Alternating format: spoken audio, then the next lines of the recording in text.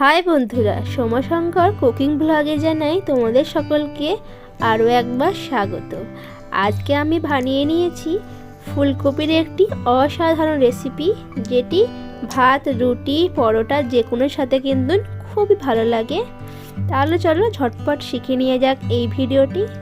প্রথমেই আমাদের কড়াইয়ে বেশ কিছুটা তেল গরম করে দিয়ে দিতে হবে কুচনো পেঁয়াজগুলো ভালো করে ভেজে নিয়ে আমাদের বেরেস্তা বানিয়ে নিতে হবে। প্রপার বেরেস্তা কীভাবে বানাতে হয় তার ডিটেলস ভিডিও যদি তোমরা চাও অবশ্যই কিন্তু কমেন্ট করে জানাবে, আমি অবশ্যই সেই ভিডিও তোমাদের সাথে শেয়ার করব। তাহলে বন্ধুরা, বেশ কিছুক্ষণ নাড়াচাড়া করার পরে আমাদের পেঁয়াজটা মোটামুটি ভাজা হয়ে গেছে। দেখতেই পাচ্ছ, এর থেকে বেশি ভাজলে পেঁয়াজটা আবার পুড়ে যাবে, কারণ পেঁয়াজটা কড়াই থেকে তুলে নেবার পরেও কিছু সময় এটি কুক হবে। তো এইভাবে আমরা বেরেস্তাটা প্রথমে তৈরি করে নিলাম।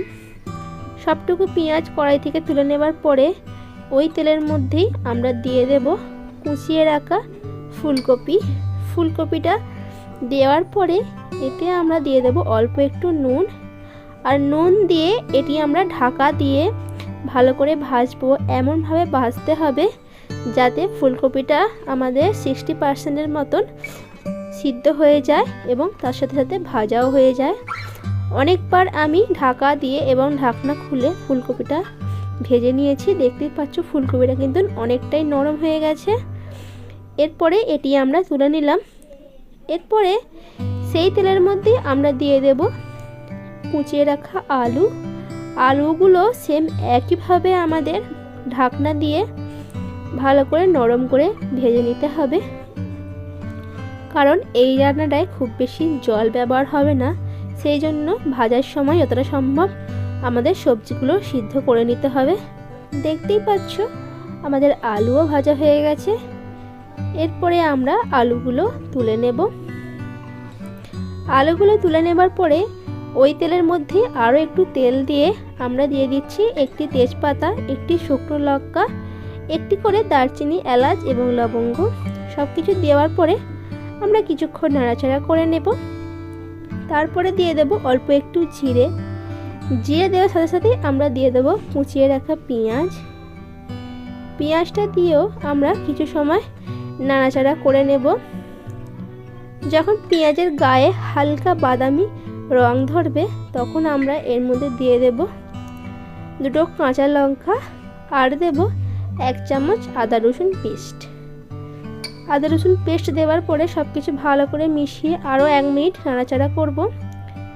এরপরে আমরা এর মধ্যে কিছু গুঁড়ো মশলা অ্যাড করব, যার মধ্যে আছে 1/2 চামচ ধনে গুঁড়ো, 1/4 চামচ জিরে গুঁড়ো, আর স্বাদ অনুযায়ী লঙ্কার গুঁড়ো। এরপরে মশলাগুলো আরও কিছুক্ষণ নাড়াচাড়া করে আমরা একটু ভেজে নেব। মশলা ভাজা হয়ে গেলে আমরা এর মধ্যে দিয়ে দেব ভেজে রাখা কপি আর আলু, আর দেব অল্প একটু চিনি। সব কিছু আমরা এর মধ্যে দিয়ে দিলাম। দেওয়ার পরে মশলার সাথে আমরা কপি এবং আলুটা ভালো করে মিশিয়ে কিছু সময় ধরে কষিয়ে নেব। কপি এবং আলু মশলার সঙ্গে ভালো করে কষানোর পরে আমরা এখানে দিয়ে দেব কাজু, বাদাম আর পোস্ত বাটা। আমি এখানে 8-10টা কাজু আর 1 চামচ মতো পোস্ত আগেই বেটে রেখে দিয়েছিলাম।